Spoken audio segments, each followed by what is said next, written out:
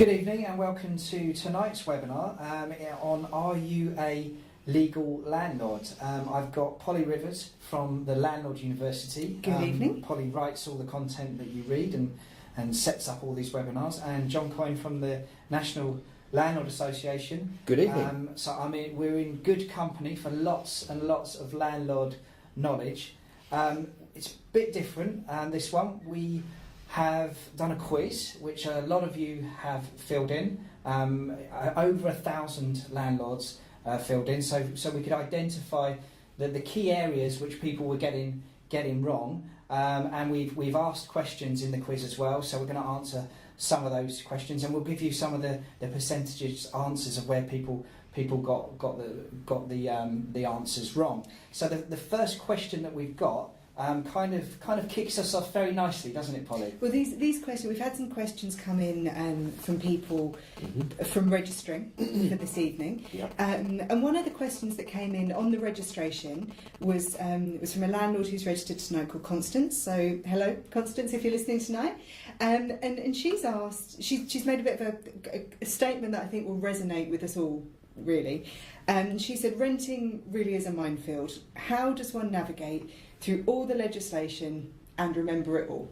And I think that really does kick us off perfectly tonight, as Adam said. So we've, as he mentioned, we've done a bit of a different style for tonight. So we're going to go through every question that was asked on the quiz, and hopefully John will be able to shed some light on how we should be doing it all properly. I'm sure I will be my adequate best. And John is a perfect person to do it. He's an advisor on the NLA helpline, and you've been you've been a landlord for a long time as well, haven't you? 20 years. So if John can't answer these questions, and self-managing as well, self-managing landlord. perfect. If John can't answer them, then no one's going to be able to. Absolutely.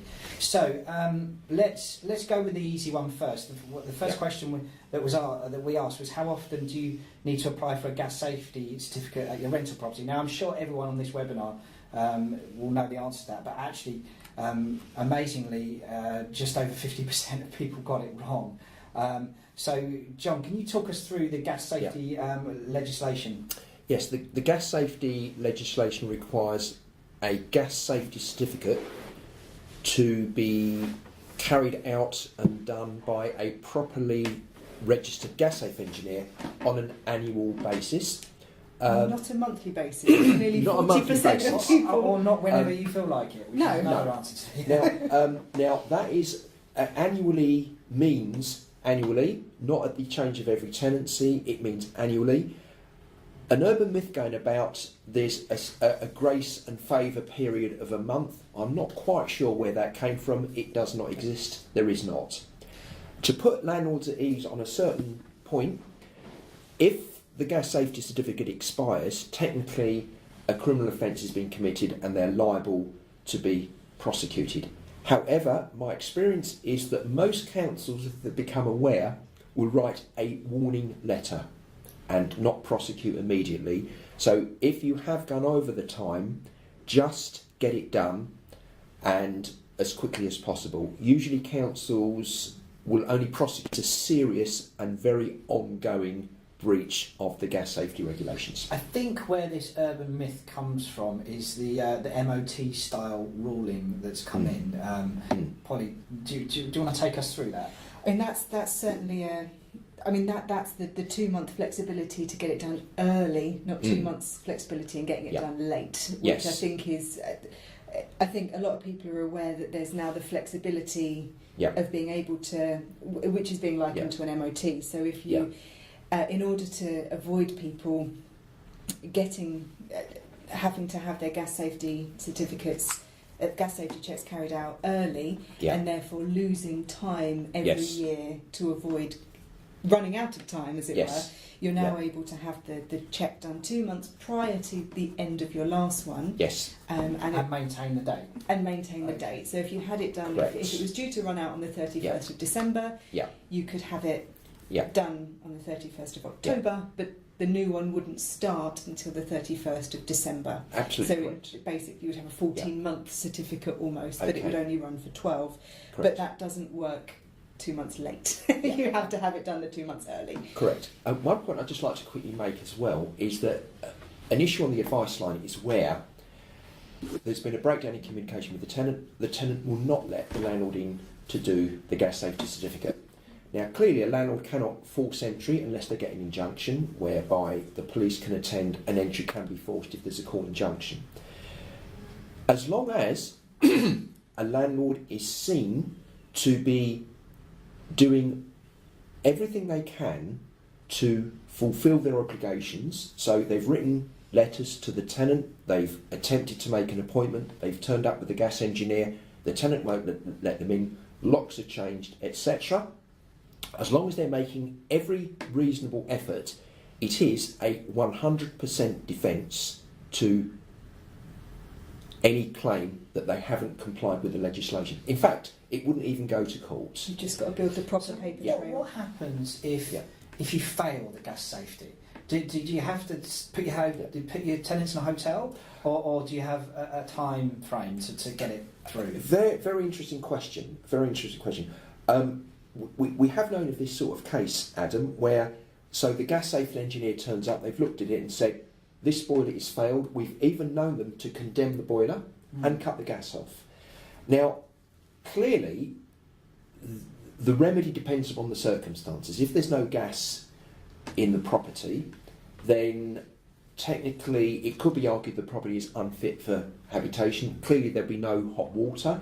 If the tenant is happy to have the landlord to temporarily put in storage heaters while a new boiler is being put into the property, then the tenancy can continue, possibly with a rent reduction for loss of amenity. Yes, it might be possible to agree to put the tenant into a hotel for a week or however long it would take. Usually, it doesn't take that long to get a competent gas engineer out and get a new boiler fixed. But clearly, that would have to be done if a boiler fails the gas safety certificate. There is no right or wrong about this. Clearly, discussions will have had to be had with the tenant about where we go forward, or the tenant could be, for example, go and stay with their parents for a while or something. But it shouldn't take that long to get a new boiler. A new boiler, or hopefully if it's just a small issue, then the gas engineer can just fix it on site and pass you. Yes, that's correct. What often happens, and I should hold up my hand if I actually had this happen, where the gas engineers come out, they said, right, we can't pass this, so we have to close it off. It needs a new part, it's going to take a couple of days, and they close down the boiler and cut the gas off. So we've gone round with space heaters or electric heaters for the tenant temporarily and said, it's going to be no hot water for a couple of days. The gas engineer turns up. The other thing, again, this is what I personally do. I'm not saying other landlords should or shouldn't do this, but if I find that's happened, I will always go around with a bottle of wine per tenant. Absolutely. And sometimes chocolates. It's always now, a good idea. I did that to one of the Islington properties that we've got, and the tenant said that's very good. When I was around there about a week later, they started saying, all the kitchen cupboard isn't quite working, clean a bottle of... I said, no, don't. Don't push it. So don't push it. So it is important, if you do have any advisories come up on your gas safety check, that they are acted on ASAP, aren't they? And there's... it's because there is quite a hefty fine potentially from your local authority should you not do that, and you should always keep your paper trail as well to show that you've done any advisories that do crop up. Absolutely. The other thing I'll just quickly mention, because obviously it's a serious health and safety issue whether it is a problem with gas. If a gas engineer turns up and they are properly accredited by Gas Safe, you've seen their credentials, they do the boiler and they give you the correct gas safety certificate, which you then give a copy to the tenant, etc. And there's a problem with the boiler later, or an escape of gas, the landlord is 100% in the clear, because they've brought in the expert and they're relying on that expert. They're not gas engineers themselves, so it would be an issue for the gas engineer. Okay, I should say that's extremely rare, because they could be in serious problems if they basically don't do their job properly. The other thing I wanted to talk about on gas safety is this confusion about serving the certificate on the tenant. Now, there's a lot of people out there who don't know that that's necessary. Yes. Think, I've done the certificate, I'm fine. Yeah. And then there's a lot of people who think it has to be done within 28 days of the start of the tenancy, which is wrong. Yeah. The right answer is that it has to be done before the start of the tenancy. Correct. And the 28 days, there is a 28-day rule, but that is about when you've got a tenant in the property and you're doing the subsequent, you then have 28 days to give them the certificate. That is correct. Now, the upshot of this is, if you don't do these things, then if you had to serve a Section 21 notice, it could just be thrown out of court. Yeah, there was a recent case at the Court of Appeal where the landlord served the gas safety certificate after the tenancy agreement, and the Section 21 wasn't allowed. It's quite a controversial case, because technically it means, according to the judge at Central London County Court, that they have an assured tenancy. Which there's no remedy. There's no remedy. It was not the intention of Parliament, and that is awaiting perhaps primary legislation or secondary legislation or statutory instruments to somehow remedy that. But as things stand, the gas safety certificate should be served if a new tenant is coming in prior to the tenancy agreement being signed, or it could even be part of the tenancy agreement, because many landlords now... Does that mean does a judge have leniency if you've got it, say, 3 days after you've served it at the start of the tenancy and it's in date? Could the judge be lenient on that, or do they have to go with the case history? Okay, the case was at County Court, not Court of Appeal, so a county court can bind another county court. So it's persuasive but not technically binding. Yes, it is possible that another court in another part of the country could say we will allow the Section 21. But because the case was heard by a judge who is an absolute expert on this and has written books such as Defending Possession Proceedings, and his status as a judge is very high on these matters, it has been stated on many legal websites that it is likely to be followed, even though it's not technically legally binding. Yeah, and judges and the courts, they're looking.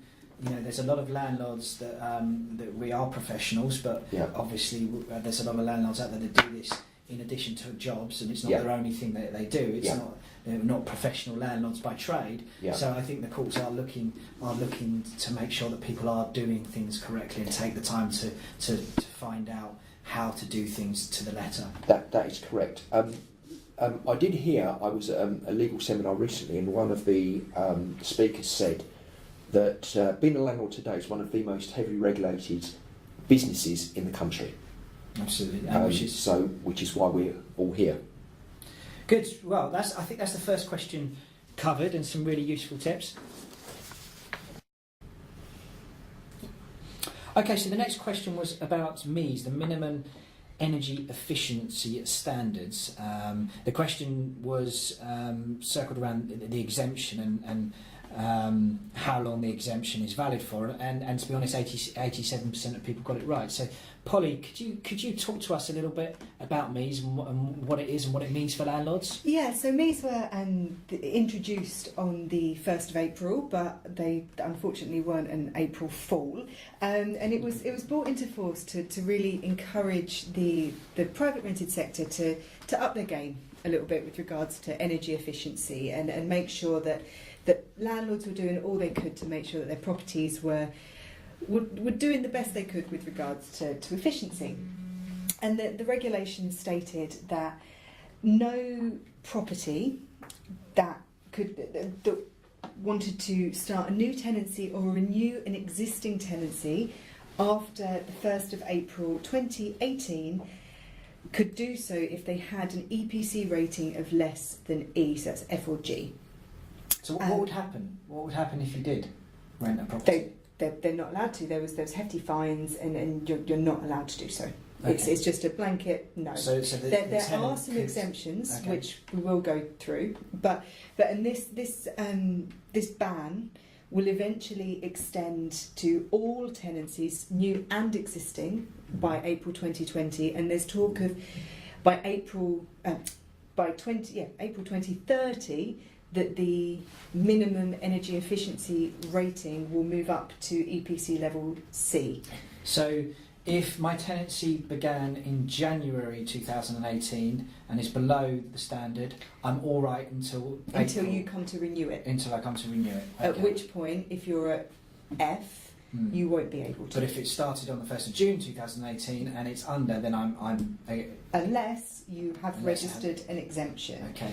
And there's a few exemptions, but they're not quite as simple as possibly they might be, and they've got time limits on. So whilst you may have been able to register an exemption, it won't last forever. So in a nutshell, what are those exemptions? So there's 6 primary exemptions. The first one is if you've been there's a number of cost funding schemes. The main one being the Green Deal that people would possibly know the name of. And if you, as a landlord, the government expects you to be able to fund up to £2,500 worth of changes to your property to get it up to the correct rating.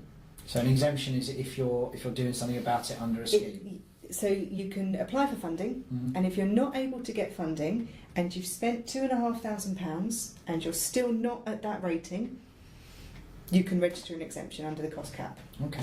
So that's one, but you do have to show that you've tried to get funding and you've been denied. And how long would that exemption? I believe that's 5 years. So if my application for funding is in, am I all right for now? I think you needed to get your act together and get it done, but yes, if you've got stuff in motion, then Okay. do show that. If you've done everything you can, because there's some properties out there that will never be above any. If you're in a conservation area, Exactly. then there's certain things you're not allowed to do. There's certain things you can't do. If you've got a thatched property, that's not going to, as you say, conservation areas. So if you've made all the possible improvements that a RICS qualified surveyor has recommended, and your property is still below a band E, that's an exemption as well. But you do have to prove that a surveyor has stated that you can't do any more. If your property is not suitable for certain types of insulation, they're specifying cavity wall insulation in this instance. So if your property can't have it, then that's an exemption that you can register.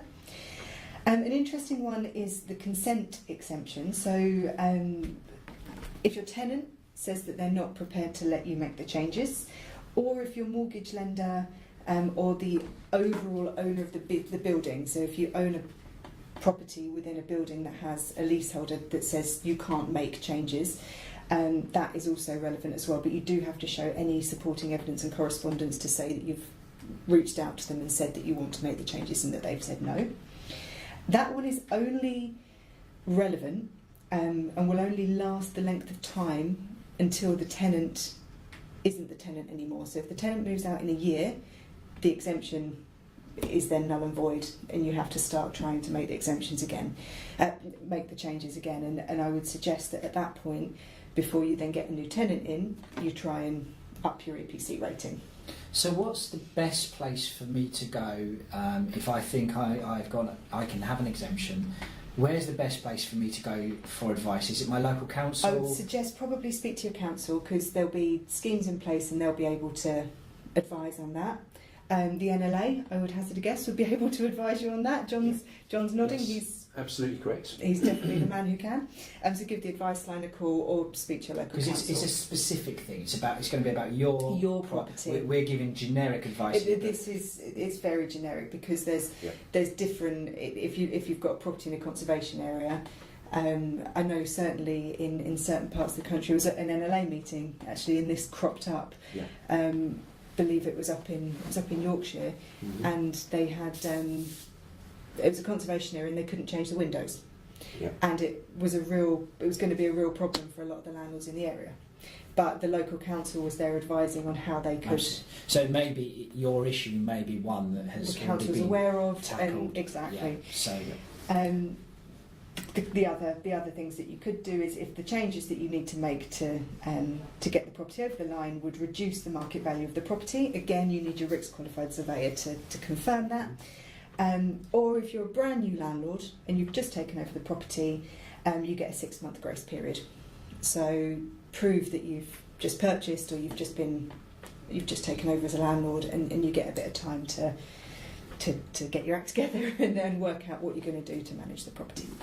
Okay, well thanks Polly. I think we'll move on to the next question, which is probably one of the most talked about and questioned subjects that we get with the Landlord University. I'm sure it's the same with you, John, and that's HMO regulations. Yes. It's a little bit confusing and everyone seems to have a different Day two. a different opinion. So the question we asked was, when the new HMO regulations come into force in October, what is the minimum? Absolutely. What is the minimum size room you will be able to let to a single adult tenant? And the answer is 6.51 square metres, very exact. And most people got that wrong.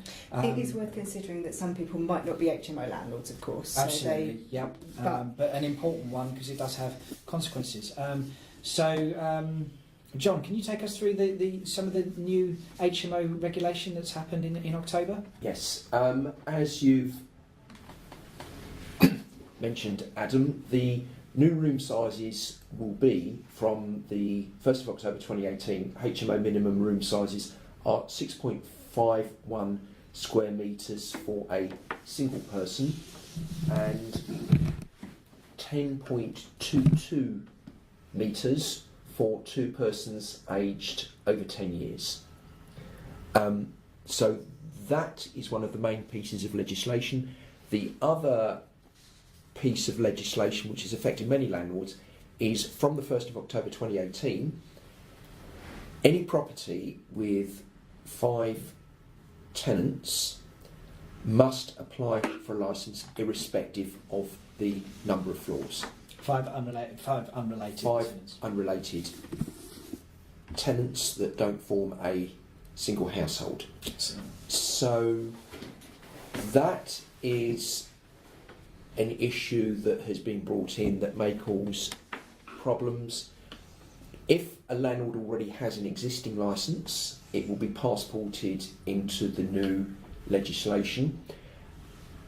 Also, a landlord is covered if they make the application. So in the situation where a landlord is about to let a 5-bedroomed property and they make their application to the local authority and then they re-let the property, then the landlord is covered. It will affect a number of landlords because there's numbers of properties around with 5 bedrooms and they will now become mandatory HMOs. I think it's going to affect, especially in London. Yeah. And in student areas where the rule that was stopping your property being an HMO would have been the 3-storey rule, then you're now going to have to apply for a licence. And what's the consequence if you don't?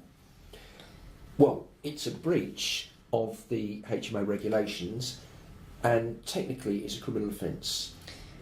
It's also quite interesting to consider that the room size element, once they've got their new licence, if they're not compliant with that side of things, they're then breaching. They've got an 18-month grace period because obviously I think the government anticipated that there could be an awful lot of tenants out on their ear if it was a snap job that anyone under 6.51 square metres and they're straight out. There is an 18-month grace period for landlords to work out how they're going to cope with that situation. Yes. But if they don't rectify the space, if they've got a room that's under the size limits, if they don't rectify the space situation within that 18-month window, that is then a breach of the licence, a criminal offence, and the licence could be revoked.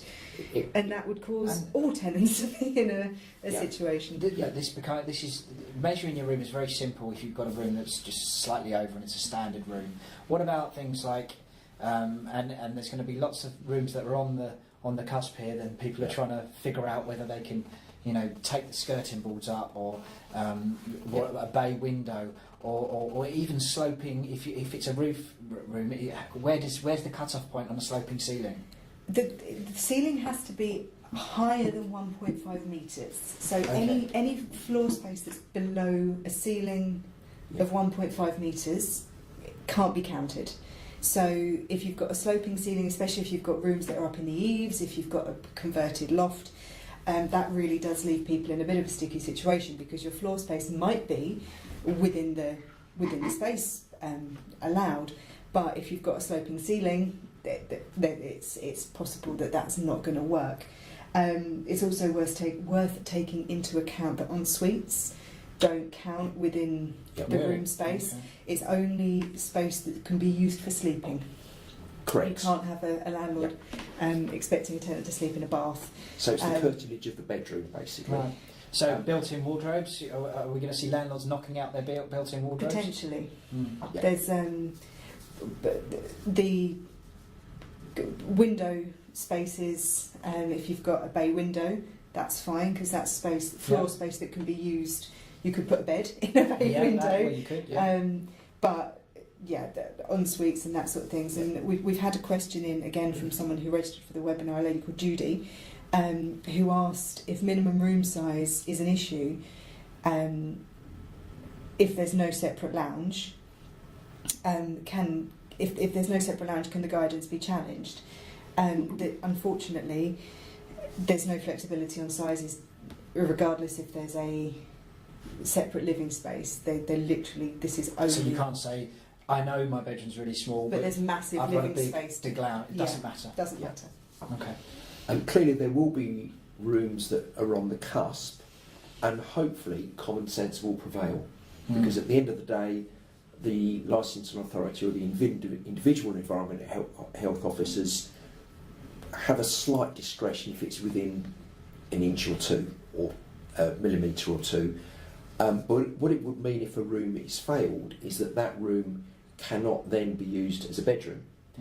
The issue then becomes one of, well, what then if the tenants in any event move a bed into the property?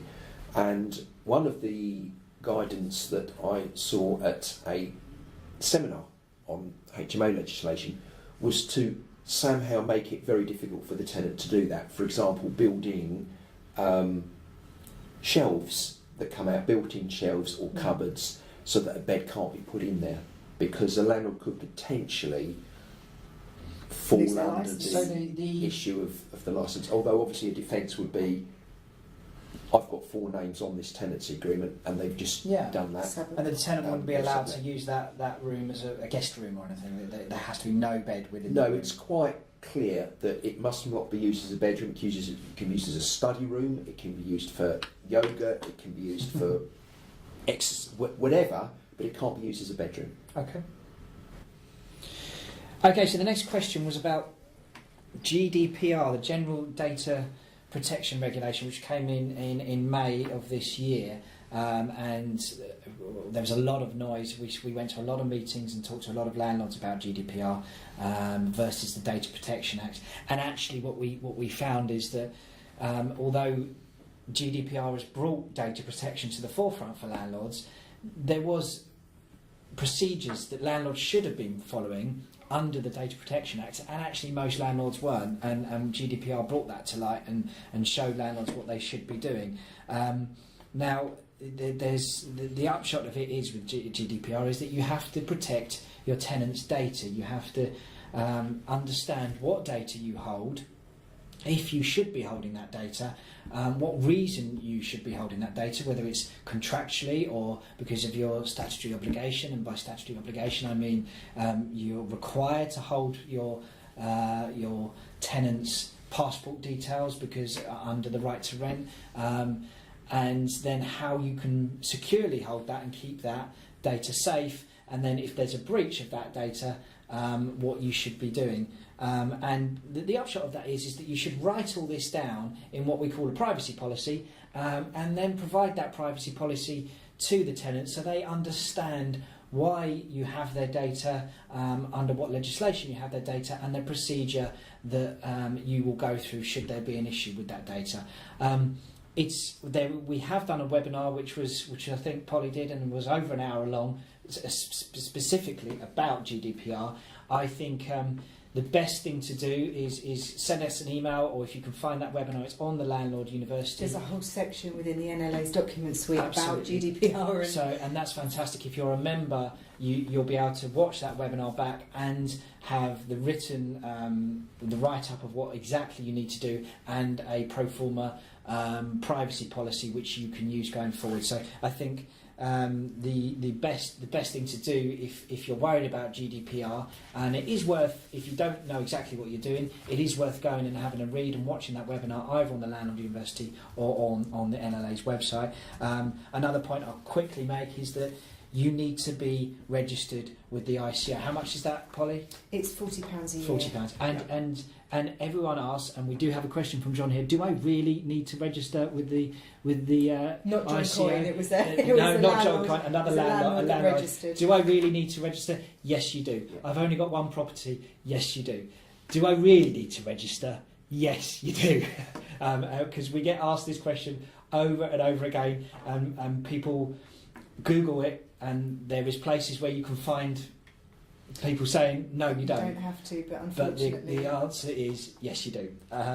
So right, let's move on to the next question, which was all about prescribed information, which I kind of think is one of the most basic things that we need to do as landlords is issue the prescribed information, and it's a lot of, because I think it's such a basic and easy admin step. I think it's a lot. One that a lot of landlords either don't know they need to do, or forget to do, or don't do properly. I think people know that they need to do it, but I think the interesting thing is a lot of people don't know who they need to do it to. Yeah, okay. And the question that we asked was who do you need to issue prescribed information to? And we asked that whether it was the lead tenant on the tenancy agreement, the tenants and the Information Commissioner's Office. We threw that one in as a rogue. Anyone you'd carried out a right to rent check on, or the correct answer of anyone that had included a financial contribution towards the deposit. Interestingly, so that's something that needs clarifying there. We're talking about prescribed information on the deposit. The deposit. So there's two sets of prescribed information, really, isn't there? There's the prescribed information with the deposit, which is very important, because if you don't do that, then you could get fined. And then there's all the prescribed information around the beginning of the tenancy as well, which is very important as well. Yeah, and this is the question we asked around was the prescribed information surrounding the deposit. Which obviously is quite a vital step if you're going to take a deposit. And there's a lot of, everybody knows if you take a deposit, there's paperwork that is associated with it. But evidently only 9.3% of people knew that needed to go out to anybody who made a financial contribution to the deposit. Correct. And so that could be the tenant, that could be the tenant's parents, their business, the council, Absolutely. Whoever actually contributed financially. Not necessarily even a guarantor, because parent one could be the guarantor, parent two could have paid the deposit. Absolutely. On the tenant's behalf. So, John, shall we start again on prescribed information for everyone? Yes. And what is included in prescribed information for both the deposit and for the tenancy in general? Yeah. What do I have to do? What documents do I have to serve, and why? Okay. The Housing Act 2004, section 212 to 217, is the part that covers the issue of the tenancy deposit regulations and rules and the law around that. It came into force on April the 6th, 2007, so it has been with us now for some time. The legislation refers to what's known as the initial requirements. The initial requirements are twofold. Number one, the deposit must be itself protected within 30 days of receipt.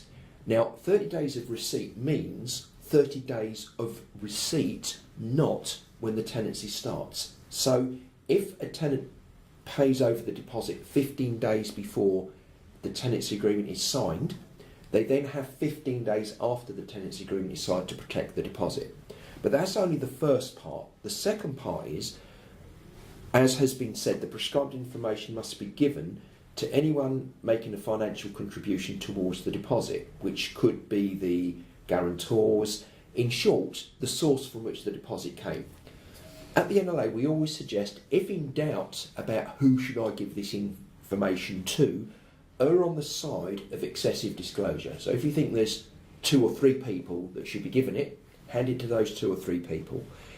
And when you say hand it to, I suppose, right? How do I prove if I had to go to court that I've done it? Okay, then this is where we have the rules of evidence, where it must be shown on balance of probabilities that it has been given to the person concerned. There are a number of ways. An email would count, particularly with the read receipt. Obviously, handing it to him in person. One thing that is becoming increasingly common is a clause on the tenancy agreement where the tenant signs, where it says, in signing this tenancy agreement, the tenant agrees that the landlord has provided, and then lists the things that should have been provided. Does that have to be signed separately, or can it? It can be. Many landlords do it. It seems to be more common, actually, to have it signed as a separate document. Yeah. Although many of them do have it in their contract, where the tenant agrees. Sometimes, incidentally, the prescribed information, again, another common issue, is the prescribed information, the gas safety, the EPC, the how to rent guide, are included in the body of the tenancy. It's a good idea. That's becoming much more common now. Very good idea. Particularly with letting agencies, and particularly with the complexity of proof of service. Obviously, that won't get a landlord off the hook if the guarantor should have been provided with a copy of the prescribed information. There isn't a wrong way to do it, as long as there is somehow proof of the prescribed information being given to the relevant persons concerned. So let's just list that prescribed information again. So you've got the prescribed information on the deposit. Yeah. You've got your gas safety. Yeah. You've got your EPC. Yes. You've got your how to rent booklet. Yeah. And you've got a fully signed copy of the tenancy agreement. Have I missed anything off there? No, I think that's everything. Let's clarify. What we do at Urban is we put that together in a document pack with a front sheet saying I have received all this, and get it e-signed. And then you've got the email to the tenant with all. You've also got the e-signature on it all. That's really kind of fail safe. I mean, there's some hefty penalties for failing to serve those documents, isn't there? Correct. Well, with the prescribed information, the penalty for non-compliance is twofold. First of all, a Section 21 cannot actually be served. But secondly, if the tenant or the relevant person who should have received the prescribed information or is involved with the tenancy deposit legislation or the contract makes an application to a county court, the court could award 3 times the deposit back to the tenant, and the deposit to be returned as well. And it's a real, for a lot of landlords, and I've spoken to landlords about this, they feel good about they've done everything right. Yeah. I've got my gas safety on time, and I've got my deposit registered. I'm doing everything right. Yeah. And so many of them miss this service step. Yeah. And could really come unstuck. Yeah. And yes, they are good landlords. They've done everything right, but it's just this small admin step. Yeah. There's case history now. We were talking about earlier with a gas safety not being served. Correct. So the gas safety was in existence on time, absolutely fine. But it wasn't served before the start of the tenancy. Yes. And the Section 21 was thrown out. Yes. It's worth noting we did the landlord checklist webinar a couple of months ago now. Yeah. And I believe it's all still available on the NLA website for download. But there's and the Landlords University. And the Landlords University, and there's a download option, and we actually put together a document that is a tick list of everything you need to follow for a standard AST to talk you through this sort of thing. And it says, have you delivered a signed tenancy agreement? Have you delivered the EPC, the gas saver? So hopefully, if you were to follow that quite simple checklist, we made it fairly simple to follow. I understood it, which was always easy to follow. And I'm not saying it's foolproof, I'm not saying it's a legal document, but it does lay it out very simply, and it's a nice, easy document to follow. And if you literally tick it off, that becomes your paper trail. And you can date it, tick it, and keep the documents with it. Use it as your cover sheet for your property. Absolutely. The other difficulty with the sanction for non-protection of the deposit is it actually is a strict liability issue. In other words, if the deposit was taken and not protected within 30 days, and the landlord protects it at day 33, then the legislation has been breached and the tenant may apply for 3 times the deposit to be paid back.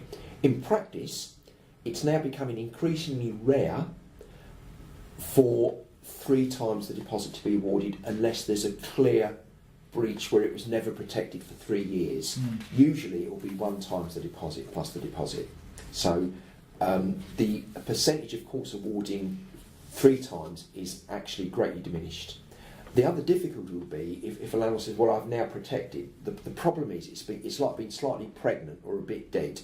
You have done it within 30 days or not, and the tenant can come back for up to 6 years, which is why there's a few of these no fee solicitors walking around where 4 years ago a deposit was taken and not protected within 30 days, the landlord can still be potentially liable. Okay. Important to get your paperwork in order. Absolutely, yeah. Okay. So the next question that we had was a safety one, which is obviously very important. Yeah. So what are the legal smoke alarm requirements for a rental property? 30% or 31.8, if to be exact, got the question right, which is worrying. So 1 on every storey. Yeah. Polly, do you want to talk us through the smoke alarm safety rules? Well, again, the stats on this aren't taking into account HMOs. It was for a standard residential sort of AST property, as it were. But yeah, it's a bit concerning that people weren't 100% sure on what they should be looking at doing for a smoke alarm in a rental property. And there's been a lot of talk about how things are going to be changing, and I'm sure that legislation around smoke alarms are going to be changing in the near future. But currently, as it stands, you are legally required for a standard residential property to have a smoke alarm, a working smoke alarm on. I'm going to specify working on that. There's been a lot of stories coming out recently that people are being prosecuted because they've got alarms but they're not working, they're not tested. A smoke alarm on each storey of a residential property. The landlords in Scotland have slightly tougher regulations to abide by, and I would hazard a guess, and John may know more than I do about this, that landlords in England and Wales are likely to be.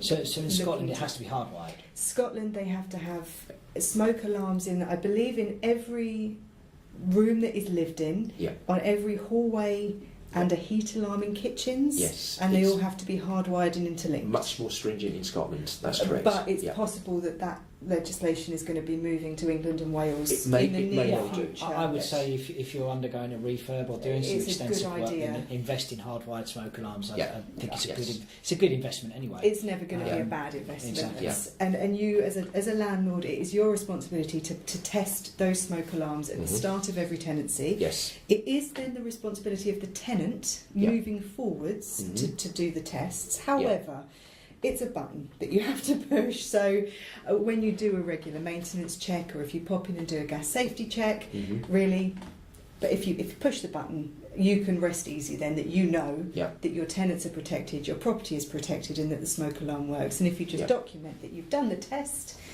it's noted down, and you can rest easy knowing that everyone's safe and secure.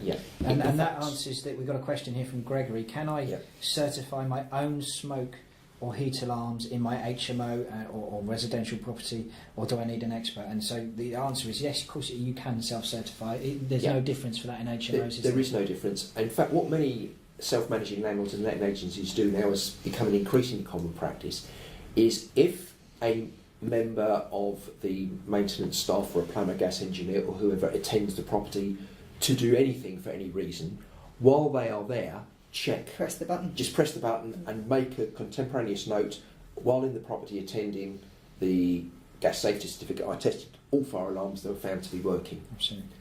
I should also, to pick up on Polly's point, one of the government websites I looked at concerning this said that with this issue, a tenant is co-liable for their own health and safety. In other words, they can't start taking out batteries. No. Also, a landlord cannot, in terms of disturbing quiet and enjoyment, although this is a health and safety issue for the tenant's health and safety, they can't come around and knock on the door every Friday and can I come in and do this? That would be unreasonable behaviour and disturbing of potentially of quiet enjoyment of the tenants. So there's a balance to be struck. I would say a quarterly inspection is reasonable, and again, common practice. Okay. Yeah. It's also worth noting that if you're providing any furniture, or if you've got curtains that are there, that they have to comply with the furniture and furnishing safety regulations. Yes. So they have to be fireproofed, and not fireproof, but most furniture is now. Let's be honest, anything correct. from IKEA Correct. or Marx's or anything like that. It's been a long time since you could buy furniture. Exactly, Yeah. but Many, if you've got any antiques in the property, they might not be compliant. I can't remember the cut-off date, but if there's something is an old stuffed chair, I think that would be used in an Agatha Christie movie before 1950, does not require. But you clearly don't get too many of those anyway. But as Polly said, nearly all of the providers now furnishings to landlords, the manufacturers have a liability to make sure they are tested as well, and obviously a landlord needs to check that the correct safety notices are on the furniture when it's installed in the property. So with regards to safety, we've talked about smoke alarm and I suppose gas safety in this webinar. We've got a whole webinar on what you need to, like a checklist for safety. So CO alarms, furniture, Legionella. the smoke alarms, Legionella, everything in a bit more detail. To be honest, for residential property, none of it is too difficult. It's fairly straightforward to follow, and as long as you're on top of it all, you'll be absolutely fine. There's going to be no surprises there. HMOs is a little bit more in depth, and we'll touch upon that in that webinar. That's on the 8th of January at 7 p.m. So that's if you're concerned about safety and you want to know a little bit more about that. That's the one to watch. Last year's safety webinar is on the Landlord University and on the NLA, but the update. And it's always good to have the most relevant and current information on these things as possible, is on the 8th of January at 7 p.m. You can already register for that. That's the emails have gone out. One just very quick point on HMO legislation for a licensable, registrable HMO, and in terms of compliance. It is best for a landlord to make their first port of call the relevant environmental health officer for that local authority.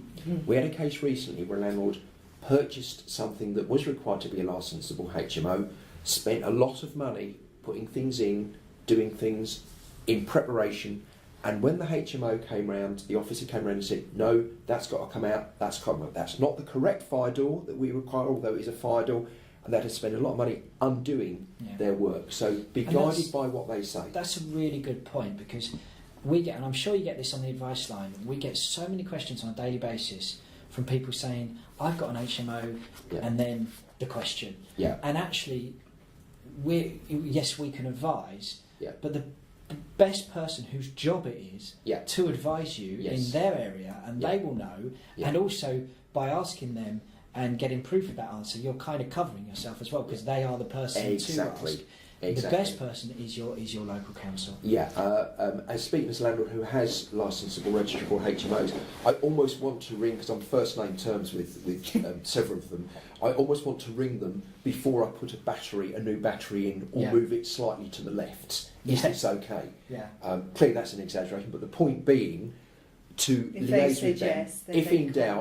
If in doubt, ring them and get them to come around and or explain what it is, etc., etc. And also, by the way, if you if a landlord does ring an environmental health officer and they say yes, you can do that, at the time of that phone call, say at 2:08 p.m, I spoke to Mr. George Jackson, environmental health officer for Manchester, Fallowfield in Manchester, and he said to me in the conversation, and make a contemporaneous note of it and sign it.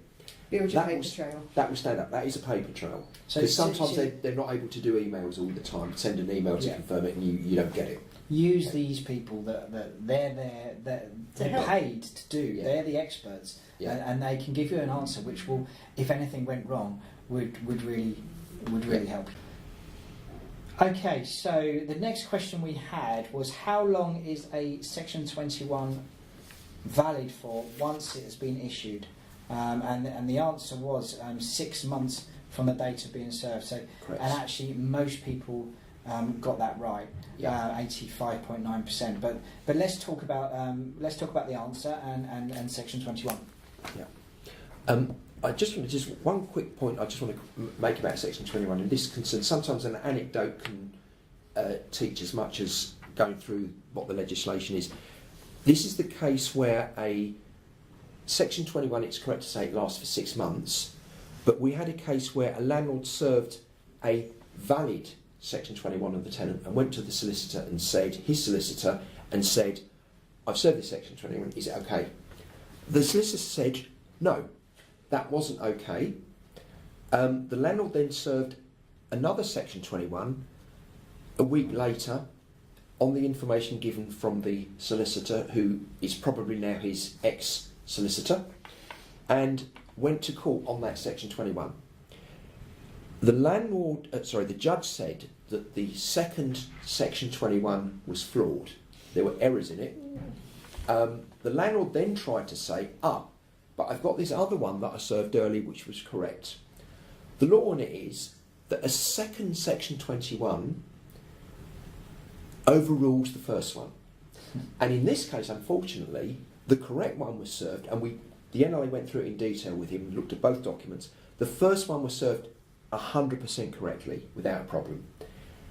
The second one, on the advice of the solicitor, who I say is probably now his ex-solicitor, was incorrect, but that was the one he went to court on, and the judge ruled that the first one was correct, but the second one is the only one valid, because that therefore overrules the first one, which was correct. And the judge actually even said, to make further salt into the wound, the first one was actually correct, which we knew anyway. So just be mindful of the fact that a second Section 21 would overrule the first one. It's only the last signed document, which by the way means, should a landlord, and again this does crop up, I've served the Section 21, I have made a mistake, what can I do? Answer, serve a second one, but obviously add on the 2 months date, so it continues for the 2 months between date of service and date of when the tenant is required to leave the property. So that's good advice, thanks John. What is, there's been some changes I think very, very recently. What the changes about? How did that affect us? Polly? Well, they came into force yesterday, actually, so they are very, very recent. They've made it easier, actually. So it's about really the paperwork that you have to serve. They've simplified the process. So there's no in-depth change to the regulation. No, it's not. It's an admin point, really, yeah. isn't it? It's brought everybody in line. It was initially previously there was there was a number of forms that you could serve a Section 21 on. The main one that most people served a Section 21 on was the Form 6A, and that's the one that most people would be most familiar with, because it's the one that most of us used, unless you had an assured tenancy that started way back when, in which case there was all sorts of other forms that you had to use, and that's now been scrapped. Yes. So no matter when your tenancy started, even if it started in 1980, if you then wanted to regain possession of your property using a Section 21, you use Form 6A, no matter when it starts. So any landlord with an AST or an assured tenancy or a periodic tenancy in England or Wales wanting to evict. Can I stop you there quickly? Yeah. They've made something simpler. They have. Fantastic. I know. It's surprising. This is why I think a lot of people are quite confused by it, because it doesn't make sense. And I wrote a big article on this for the Landlord University, and I have to say I did read the legislation a few times and go, hey, that does seem quite a good idea. How many times do you get asked on the advice line, what form do I need to use? We do. What as Polly said, it has been simplified. Prior to I'm glad John the first, clarified that. I have to say. prior to the 1st of October 2018, well, let me just backtrack. On the 1st of October 2015, the new rules came in on the Section 21 under the part of the Deregulation Act that came into force then, covering Section 21. So between the 1st of October and the 2015 and the 30th of September 2018, landlords had a choice whereby tenancies before 1st of October 2015, they could have used the old Section 21. And there were two types. There was the 21(1)(b) and the 21(4)(a). So they could have been used.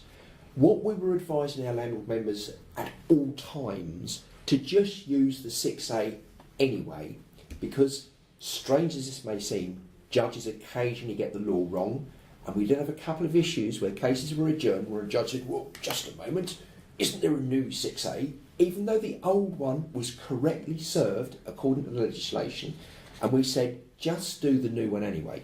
Now, from the 1st of October 2018, that choice has now gone, and it's the Form 6A or the Form 6A. I hope I got the fact across that it should be the Form 6A and nothing else. 6A. Yeah, 6A. Good. Yeah. Well, it's, Okay. it's nice to see. Let's hope that signs of things to come in this industry. Yeah. Sadly, probably not. Yeah. Okay, so let's move on to the next question. How much notice do you have to give your tenant before you enter the property for a routine check? Now, 18% of people got this right, 24 hours. And you know what? This is another little bit of a cause for confusion where landlords put in the contract about notice to enter the property, and that there's that thought there that because you've given that notice you're allowed to enter the property. That isn't the case, is it? It's not the case. That's quite right, Adam. Sorry, the reason I'm laughing is I'm just looking at some of the response. 4.7% said no notice. Yeah. So they can just turn up at 3 a.m. and walk in the door. That is a worry, but unfortunately 39.4% are willing to give 36 hours notice, though. Sure, which, that's true. There's a lot of people out there That's that true. are giving a lot of time. That's true. So the notice is not a notice where you can just give the 24-hour notice and enter without consent. There must be positive consent from the tenant. I have to say, one of the issues that I've personally experienced, and there is a solution to this as well, is that, so we've got four tenants. Now they are jointly and severally liable. If you've received permission from one tenant, be it the lead tenant or any tenant, they say you may come into the property, you have received, the landlord has received permission from everybody. And what we've had happen is, so one of our tenants says, look, we're going to come round and fix the boiler, do the tap, whatever. And of course the other tenants aren't told by the tenant that gave the permission. And we did have a case where one of our plumbers phoned up in a slight state of high excitement when he said, I walked in, there's a couple of ladies walking around with very little clothes on in the property because the gentleman that we spoke to had not told the two ladies concerned. But so what is the solution to this? So it's clearly embarrassing. I mean, we were okay within the rules because we had had consent. Many landlords now form a WhatsApp group. So the question is asked, yes, you may enter the property, and that goes to everybody knows, and that is one way around it, modern technology. Does it have to be in writing? No, it doesn't have to be in writing. And you don't even really need to give 24 hours notice. I've got a group of tenants, just true anecdote, a group of tenants in Tottenham, well they've now left unfortunately, but they were very friendly, got on really, really well. And I'll sometimes be walking around Tottenham on a Saturday near the property, and I think, where can I go for a free slice of cake and a cup of coffee on a Saturday afternoon? So I knock on the door, hello lads, is it all right, just popping by? Yeah John, come in, sit down, slice of cake, oh thanks, yeah lovely, use the loo, great.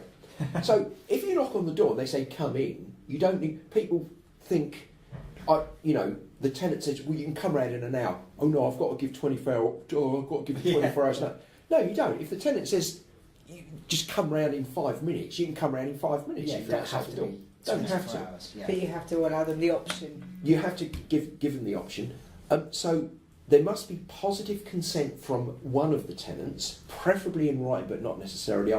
Very often I'm on the phone. Is it okay if we come round? Yes. You've got a fun conversation to say. But not every night on their way home from work. No, obviously not. So as long as you get consent to And enter. actually, that's a very good idea. I'm very impressed with your technology skills. A WhatsApp group with your tenants is a very good idea. I have to say, I was given that by a course I took at the NLA with one of the tenants, one of the landlord delegates actually said, I do a WhatsApp group, and a few others gone, well, that's really interesting. Yeah. And she showed me. And WhatsApp is a free app that you can download on any Android or iPhone. Yeah. And basically, it's like group texting. It's group texting, and basically. it makes it easier for tenants. Also, if they need to send you a photo, it makes it easier for them just to sort of ping you the photo. This is the boiler showing F70 or F whatever it is. This is the water pouring down the wall. Yeah, this is water pouring down. We've actually had that as well. Yeah, we've had that water pouring down the road. We said, look, turn it off and we come around and leaky pipe. We've had that. Yeah. And is there any instances when you can enter without consent? Yes. If there is, again, obvious example. So landlord's walking along. He's got a couple of properties on the street. He's walking past on his way to another property, and he's walking past the one he's not had an appointment to visit, and he sees water coming in through the door. You can enter without consent in terms of emergency, or if you reasonably believe there's some sort of emergency, you think there's a gas leak, you want to turn off the gas. So landlord in those instances can enter, or if life and limb, they feel life and limb is and be careful then. It really does have to be an emergency. You can smell gas. You can don't try and enter the property and use an emergency as an excuse. There has to be a believable emergency there. Yeah. What if your tenants continue to deny you access? Right. Well, clearly, rightly or wrongly, tenants do have two enshrined rights, which is the right to quiet enjoyment and the right to exclude all others from the property, including the landlord or the landlord's agent. So if it's a question that comes up quite regularly in the advice line, I want to enter the property to do a gas safety certificate, or it's the end of the tenancy and I want to show people around. The tenant says you can't come in. Our advice is, if you've asked several times to the tenant, you cannot come in, the debate has now finished. It's you their property. Cannot go in. It's their property, essentially. Their custody. Basically, yes. And you signed that over to them within that agreement. But what you can do is this, and this is a kind of little known nuance in the law. So if you put into a contract that in the last month of the tenancy, the landlord, the tenant is required to give landlord permission for somebody to come in at reasonable times to show new prospective tenants around, and that's in the contract. Whereas the tenant does have the right to refuse entry, it does not mean that that is not a breach of contract. And how this would work in a court would be, if, let's say, hypothetically, over the years, the landlord has always, on average, re-rented the property 2.5 weeks later, and that there's evidence to show this over the last 10 years, properties in this area, I normally get the tenant in 2.5 weeks later. But because of the tenant not allowing the tenant, prospective tenants to come in with the landlord, it then takes an extra month to rent the property as a result of doing that. The landlord could potentially claim a month's rent back in a small claim from the tenant for what's known as loss of opportunity. So that's very interesting. So yes, that clause doesn't allow you to say, sorry, that clause is in there, so I am entering to do the viewing on those. Yeah, it does correct. not allow that. Yes. What it does put, though, is a liability that if it causes you loss, then they've breached a clause there and you could claim back on that. That's very interesting. It's consequential financial loss based upon a breach of the tenancy agreement, notwithstanding the fact that the tenant does have that right. It is still a breach of the tenancy because it's a clause in a common law agreement that has been breached by the tenant, even though at law they have the right to do it. The defence for a tenant would be, well, hang on, if I was asked to represent a tenant, I'd say, well, how do we know it might have been it took 7 weeks anyway to let the property, and that's true.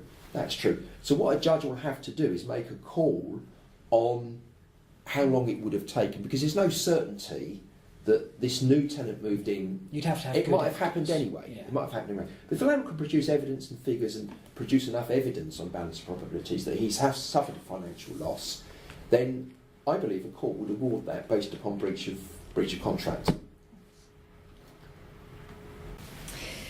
Now, our next question is something that we're hearing more and more about, and that's the deed of surrender. And the question we asked was, in which situation might you use a deed of surrender? And it's something that people evidently know quite a bit about, because 93.7% of people got it right, in that it was allowing your tenant to exit a tenancy agreement early. Absolutely correct, yeah. And that obviously is the correct way to use it. So could you talk us through how it works and how you go about using them? Okay, thanks, Polly. A deed of surrender is a very useful mechanism for a landlord who wants to end the agreement with their tenant or tenants in an amicable, consensual way, usually when things aren't working out or the tenant has perhaps got into financial difficulties and wants to move out. The first thing to say is a deed of surrender can be used at any time in the tenancy. So a landlord could hypothetically sign a 2-year tenancy agreement and on day 3 do a deed of surrender and end the entire agreement. It's a very useful mechanism because if a landlord wants possession, then clearly there are clear timelines between serving a Section 8 or a Section 21. This will override all of that. It must be really understood that as a legal mechanism, any landlord could hypothetically go to the property at 6 o'clock tonight if there's an issue and agree with the tenant for the tenant to move out in 2 hours, and if they can pack up and go in 2 hours and sign a deed of surrender and hand back the keys, preferably with a witness because it is a deed, but even without a witness, the argument is it would still stand up, because if 2 people agree something to a contract to which they have both signed and agreed to end it, why should a court say what has happened and agreed between the 2 parties to the contract has not happened? In any event, the handing over of the keys means it's a surrender by action in any event. And if the landlord and tenant agree that without anything in writing, it would still be deemed to be a surrender. Clearly, it's better to have it in writing to protect both parties. So the tenant can't say the landlord forced me out, and the landlord can't go back to the tenant and say the tenant that's left and there's 5 months left on this tenancy agreement. So it's a very useful mechanism. The other point to say is that a deed of surrender technically is a common law agreement. And a question often asked on the NLA advice line is, well, what happens if there's rent due? What happens with the deposit? What happens if there's a bit of damage to the property? The answer to those questions is that depends upon what you put into the deed of surrender document. For example, and I have done this, where we had a situation where the tenancy wasn't working out, there's been a bit of contention, the tenancy was basically falling apart, one of the tenants had already left, etc. So we agreed a deed of surrender, and as part of the deed of surrender there was a little bit of rent owing, and we waived that. There was a little bit of damage, we waived that, and to get the tenants to agree to go, we agreed to hand back the deposit in full of £500 so that they actually went, and that became a term of the agreement. And the money was handed back, and they went, and the tenancy had completely ended. And just to finally, the deed of surrender has the legal effect of severing the legal relationship between the landlord and the tenant. So once the keys are handed back and the tenant vacates and takes their things, they are no longer the landlord, the tenant, and the landlord is no longer the landlord. And if you've got multiple tenants in the property, Yeah. would you need a separate deed for each tenant, or is it does one deed cover everybody? Right. Even with a joint tenancy, where in normal circumstances, very good question, Polly, and one that does get asked quite frequently, even though it is a joint tenancy, with a deed of surrender, it would require the consent of all tenants. It could all be done on one document. In fact, it's although I can't see any reason why it wouldn't stand up if it was done on separate documents. But best to keep it simple, put everything on one document. Just put multiple names and get each tenant to sign the document. The other quick point I just want to make, Polly, is that sometimes a deed of surrender is actually confused with a notice to quit by a tenant. With a notice to quit by a tenant, where it's a joint tenancy, if there are 4 tenants on the tenancy, and one of the tenants only gives a valid notice to quit to the landlord, that ends the tenancy for everybody. With a deed of surrender, it requires the consent of all named tenants on the tenancy. So there is a difference between the two. Right. Moving on to our final question. Right. We're getting to the end, Yeah. and this is certainly a question that causes confusion. And it's licensing, which is everyone's favourite topic, I think. And the question we asked was, if your local authority has a selective licensing scheme in place, which properties would require a licence? Right. Only 17.1% of people got this right, with the answer being that all private residential rented properties that fall within the district that is subject to the licensing scheme, be they HMOs or single lets. So I think we should probably start by kind of outlining what a selective licensing scheme is, because there's so many licensing schemes now. I think we should probably clarify what selective licensing is. Right. Selective licensing came into force in 2006, and it basically extends the remit of properties requiring a licence. It often depends upon where the property is located within a particular borough, and licensing schemes are limited to certain types of HMO. I think it's the scheme that councils. It's not a very widespread type of licensing, is it? It's the one that councils put into place if they think there's potentially a problem with antisocial behaviour or shortage of well-maintained housing stock, and I think this is the scheme that a lot of local authorities are looking at.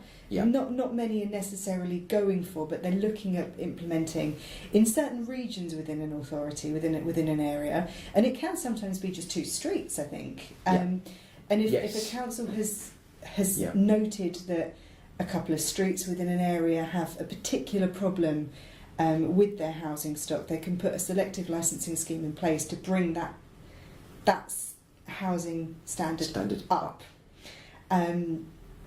So any rental property, not council rented property, but any private rented property that falls within that postcode of that scheme will then require a licence and let people, the landlords will have to show how they will then handle antisocial behaviour and poor management in those areas.